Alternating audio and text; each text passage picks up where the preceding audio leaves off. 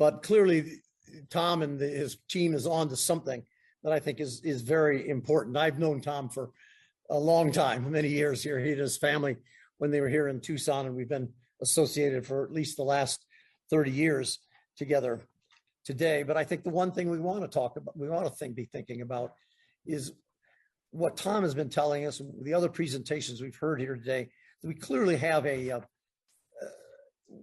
something on our books, something we know about today, the Warburg treatment, that can be of importance, and it can make a real difference in the treatment of cancers, not just in China, but it could be in the United States as well.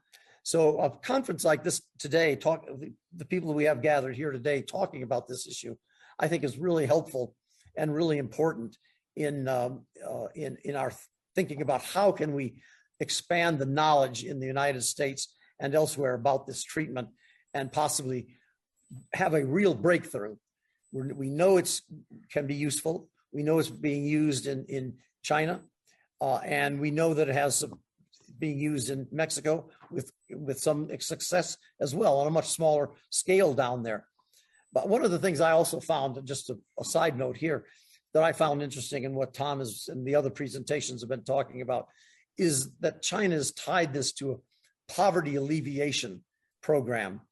Obviously, something that China wants to work on is the poverty that still exists in that country, and the idea of targeting this in rural areas where there is poverty and reducing the healthcare costs, as Dr. Oñate talked to us about, is, I think, is really significant, is very, very important. So we have our not just pockets, large scale poverty in the United States still, whether it's in the rural areas or whether it's in the urban areas. Poverty is still a problem for the United States. And this is perhaps a way in which we can alleviate some of that problem in this country if we apply it in those regions, in those areas where we see poverty, and cancer doesn't pay attention to whether somebody is wealthy or not.